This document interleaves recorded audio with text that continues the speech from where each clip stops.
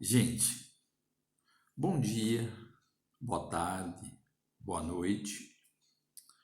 O meu nome é José Carlos, eu sou trabalhador do Centro Espírita Jesus Redivivo, Jardim Vila Formosa. E alguns outros vídeos, algumas pessoas me perguntaram, o local. Fica na rua Rego Barros, 626, subindo ali na João 23, no farol à esquerda. Lá adiante é essa casa de amor cristão. Hoje eu gostaria de falar a vocês a respeito de uma importante obra. Com certeza, talvez seja a mais importante obra da doutrina espírita que nós recebemos do mundo espiritual. É claro que, com o Livro dos Espíritos, nos trouxe valiosas informações a respeito do mundo espiritual. Com o Livro dos Espíritos, nós aprendemos alguns paradigmas, está lá inseridos, ao qual todos nós, como espíritas, temos a obrigação de ler, de estudar e de refletir. O Livro dos Espíritos, como nós já falamos, ele fala sobre Deus, o amor de Deus sobre toda a humanidade, que criou tudo o que aí existe. O segundo paradigma fala sobre Jesus, o ser mais perfeito que Deus nos concedeu para servir de guia e modelo. O terceiro paradigma fala sobre as muitas moradas, mostrando que existem mundos mais evoluídos que a Terra e mundos menos evoluídos. O quarto paradigma fala sobre a reencarnação, pluralidade das existências, mostrando com isso a bondade de Deus. Quando nós não conseguimos realizar alguma coisa que devia numa vida, vamos realizar em outra, com toda certeza, dando Deus a nós inúmeras oportunidades. E o quinto paradigma é a comunicação com os espíritos, provando que a vida continua. Em nada contraria a doutrina cristã, mesmo porque, como sabemos, Jesus conversa com dois mortos, com dois espíritos, dois seres no Monte Tabor, que é Moisés e Elias.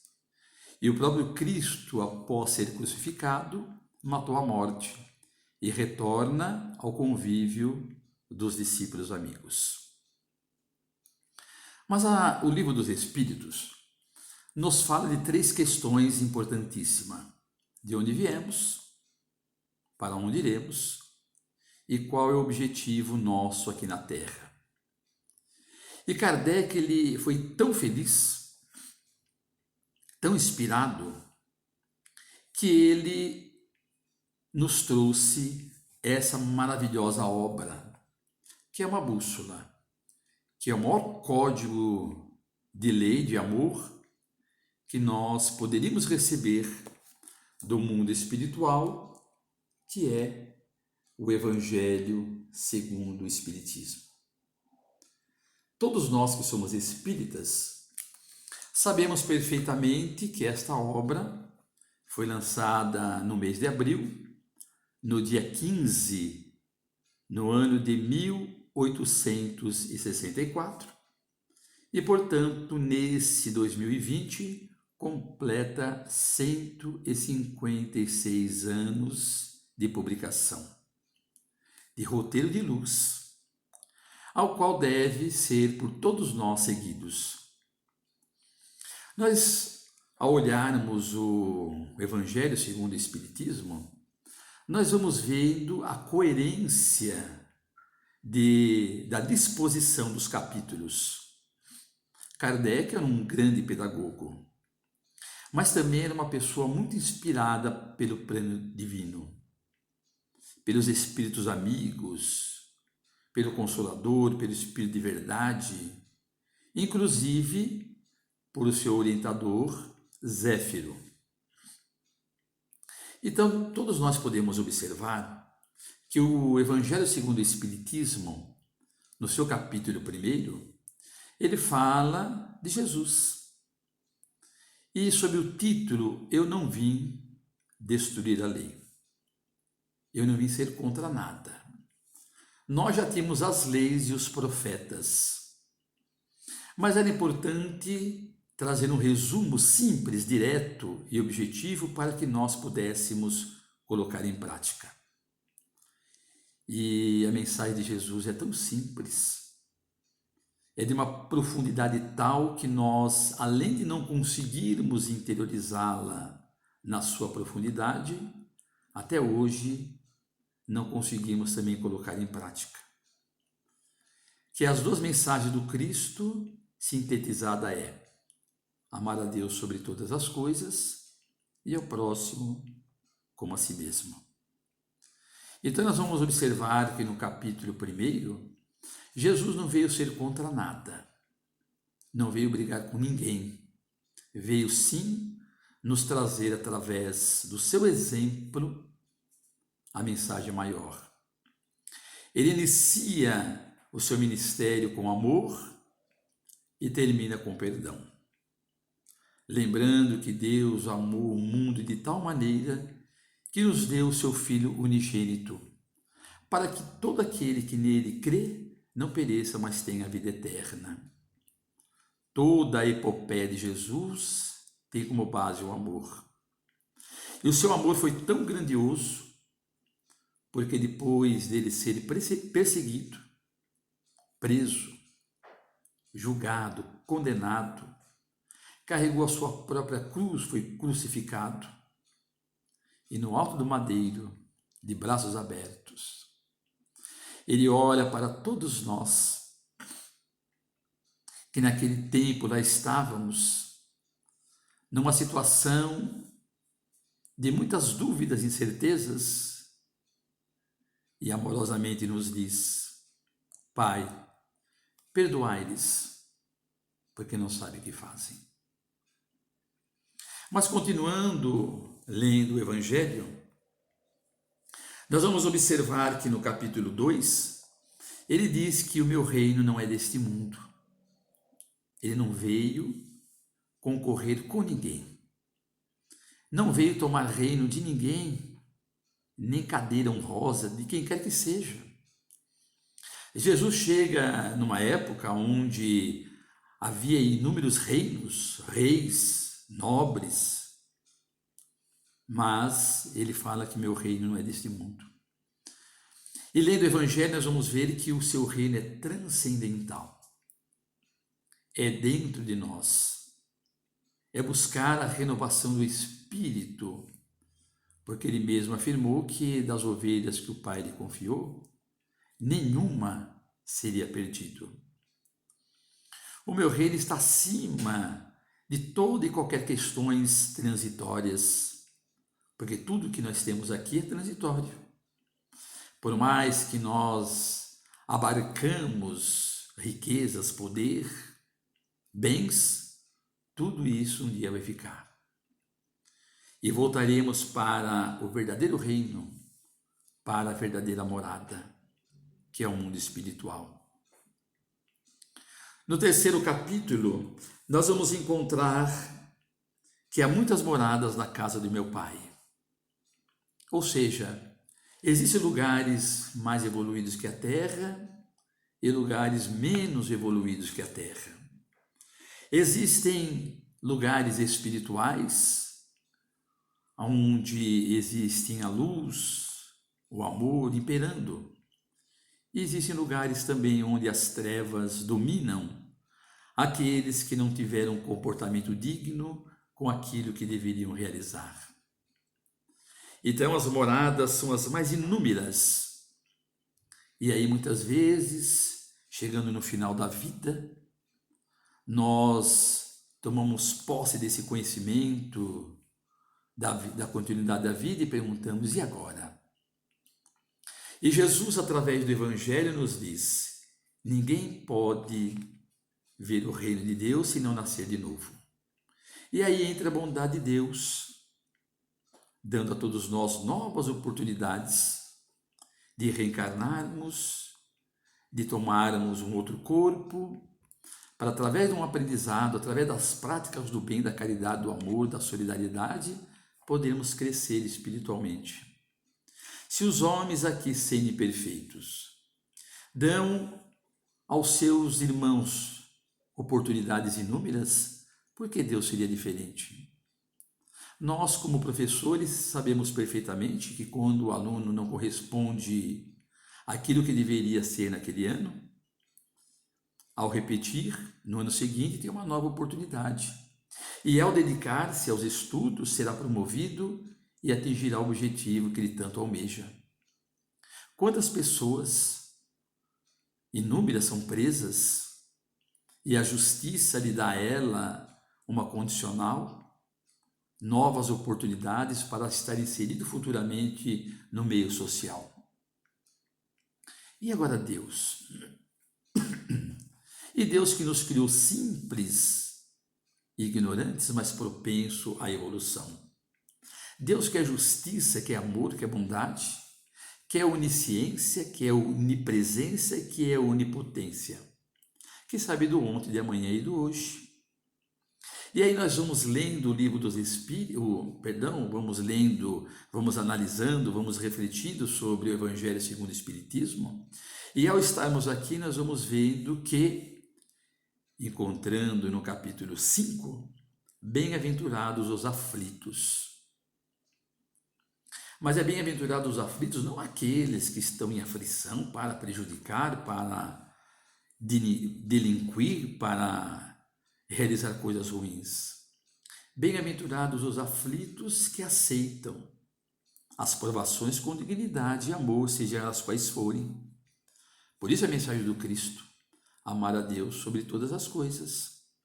E sabermos que nós estamos aqui de passagem, procurando realizar o que é de melhor em nosso conhecimento e em nossa evolução, procurando sempre dar um degrau adiante. E isso nós podemos conseguir tranquilamente, desde que nos apropriemos da leitura e da prática desse livro, o Evangelho segundo o Espiritismo, que foi permitido a sua chegada até nós por Deus.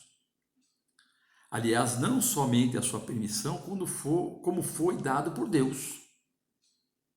E nós gostamos, gente, sempre de lembrar a passagem de João Evangelista, no capítulo 14, versículos 15 em diante, que Jesus teria dito o seguinte, teria dito e não disse, né?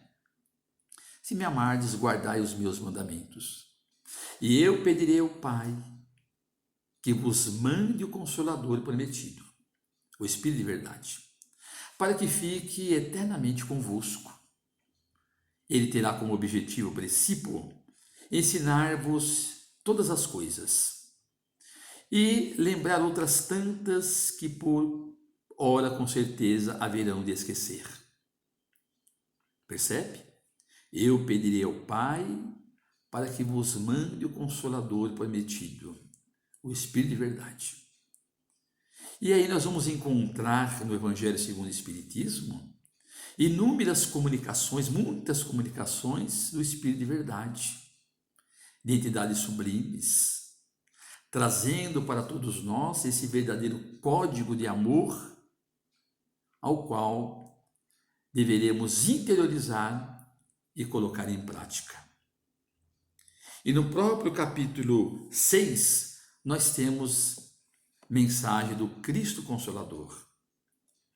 Jesus é o nosso modelo e guia, que um dia Kardec perguntou aos espíritos e esses nos responderam, para nos servir de orientação, para nos servir de modelo.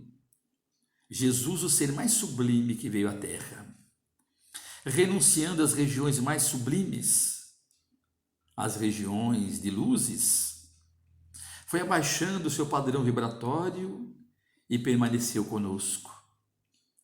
Conviveu, gente, com o nosso orgulho, com a nossa vaidade, com a nossa mágoa, com o nosso desprezo, com a nossa falta de postura, de dignidade, de orgulho, de vaidade, de inúmeras coisas. Mas nunca, jamais perdeu a confiança. Ele sabia perfeitamente que se não fosse naquele momento, seria em outro. E nos deu a eternidade para nós nos aprimorarmos. E Ele está aí, junto com outros tantos colaboradores, os anjos guardiões, os espíritos protetores, nos orientando, nos ajudando, nos inspirando para que nós possamos realizar o melhor. A cada tempo que passa, novas oportunidades nos são dadas para que nós possamos ampliar não somente o nosso conhecimento, mas como também realizarmos aquilo que devemos. E aí nós olhando o Evangelho segundo o Espiritismo, tem as bem-aventuranças. Amar o próximo como a si mesmo é uma das questões importantes de nós vermos o quanto somos felizes por conhecermos o Cristo, por estarmos tentando seguir os seus passos. E como nós somos espíritas, não nos envergonhemos nunca de dizer a quem quer que seja que somos espíritas, mesmo porque está na Constituição, na liberdade religiosa, na liberdade de crença. Então, nos amando, vamos amando os nossos semelhantes, mostrando a eles que Jesus existe, que a vida continua, que Deus é bom nesse momento pelo qual passamos por essa pandemia, que nós todos estamos falando, porque aprendemos com o Evangelho que Deus está no controle, que Jesus não nos abandona, que os anjos guardiões estão próximos de nós. Então, esse amor que nós conquistamos, devemos passar para o nosso semelhante, amar os nossos inimigos. É lógico que o Evangelho fala que caminhar junto dele é difícil, mas não impor dificuldades de uma futura reconciliação e orarmos sempre por aqueles que nos perseguem e nos caluniam. O Evangelho fala sobre a mão esquerda que não saiba o que faz a direita, honrar teu pai e a tua mãe. Veja que a mensagem de Jesus é amor sobre todas as coisas, mas ao pai e à mãe, ele pediu que nós devemos honrar, porque o amor é amor, o amar é ter amor, é gostar, é muito das pessoas, né? Agora, honrar pai e mãe é dignificar, enobrecer, é respeitar sempre aqueles pelos quais nos deram a oportunidade de nós reencarnarmos para o nosso crescimento espiritual. Servir a Deus e a Mamon, sede perfeitos, muitos os chamados e poucos os escolhidos, a fé que transporta montanhas, trabalhadores da última hora, que tem uma mensagem particular aos espíritas, que devem dedicar-se ao máximo pela oportunidade última para procurar realizar o momento, porque ao espírita foi dado um grande conhecimento. Aqueles que frequentam, aqueles que estudam, aqueles que compreendem, aqueles que observam as comunicações, sabem que a vida continua. Sabe que aqueles que não tiveram uma vida digna responderá no plano espiritual. E dessa forma, todos estão convocados a realizar o melhor, a cada dia e a cada instante. Não guardar mágoa, nem rancor, nem vingança, nem qualquer tipo de coisa que venha nos perturbar. Esse é o momento. É o momento de nós colocarmos em prática definitivamente o que estamos aprendendo, para que o planeta Terra, ao atingir o estágio de regeneração, quem sabe nós estaremos aqui. Eu faço votos que sim. Gostaria muito de voltar a esse planeta. Eu até já falei com alguns amigos, né? Em algumas singelas palestras que eu realizei em algumas casas espíritas, que eu faço votos, eu peço a Jesus, a Deus, de voltar aqui no Brasil, em São Paulo, na capital, Zona Leste. Por que Zona Leste? Porque com certeza muitos vão evoluir, eu estarei próximo aqui do Jesus Redivivo e de outras tantas casas espíritas de irmãos amigos. Que maravilha! Porque toda essa região que nós estamos inseridas vai evoluir, vai ficar muito melhor. E eu ficarei muito agradecido a Deus se no momento em que a Terra atingir a regeneração, eu possa voltar. E aí, quando eu entrar numa casa espírita, nós vamos esquecer.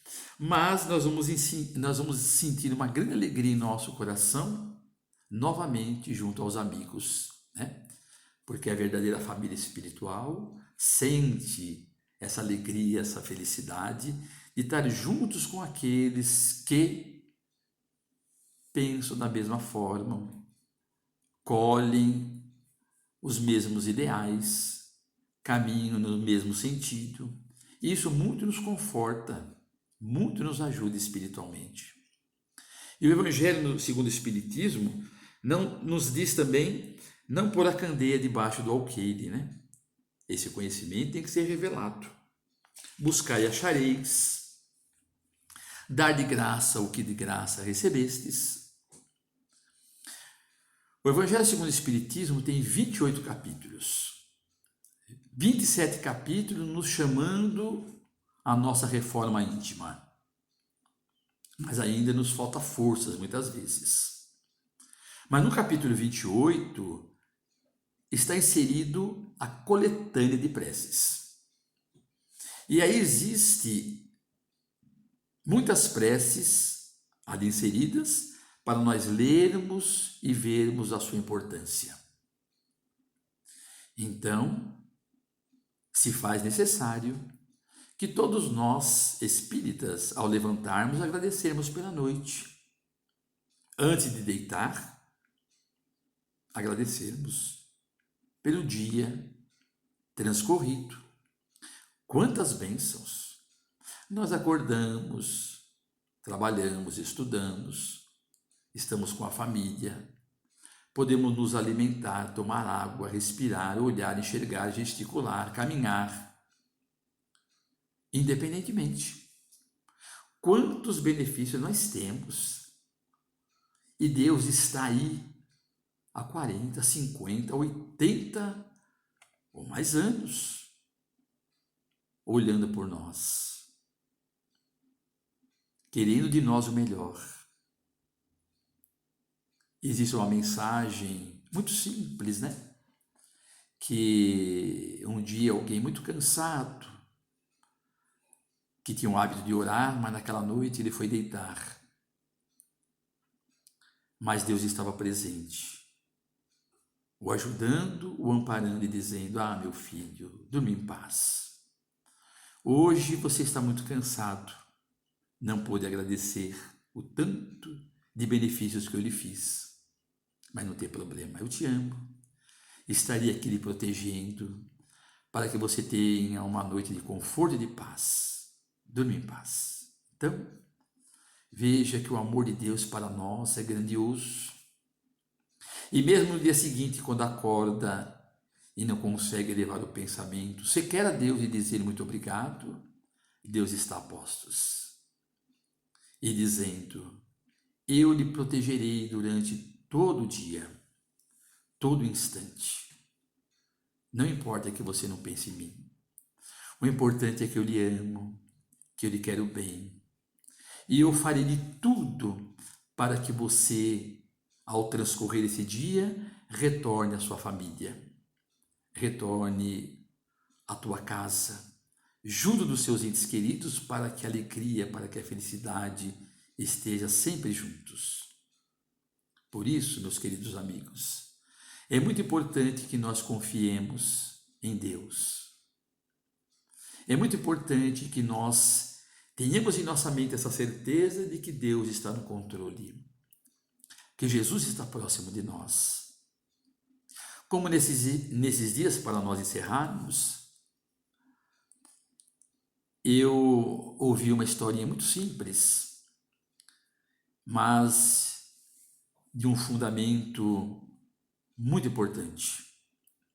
Eu vou resumir rapidinho dizendo que no aeroporto existiam inúmeras pessoas que iriam viajar de avião, e ali sentado existia uma criança dos seus 8, 9 anos, de posse de muitos papéis, de lápis de cor, estava lá pintando, estava desenhando.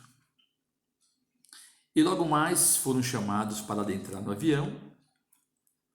A criança também adentrou, porque existia lá um documento de um juiz que lhe permitia viajar de um estado para o outro. O avião decolou e lá em cima o tempo mudou. O avião, em determinado momento, começou a trepidar e muitas pessoas entraram em pânico, começaram a gritar, ficaram desesperadas, porque foi um momento diferente, mas a criança não. A criança sentadinha, ali desenhando, ali colorindo, ali pintando, com seu cinto, sem emitir sequer uma palavra de desespero, tranquilamente. Aquele momento passou, o avião voltou à sua rota normal, as pessoas se recompuseram e uma pessoa do lado da criança perguntou-lhe: meu filho? Todos estávamos preocupados e desesperados, só você não. Você estava tranquilo. Por quê? E a criança simplesmente respondeu: porque o piloto deste avião é meu pai. Então, percebe? Se nós tivermos a certeza de que Deus está no controle, está na direção de tudo, para que nos desesperar? Para que emitir tantos pensamentos desencontrados?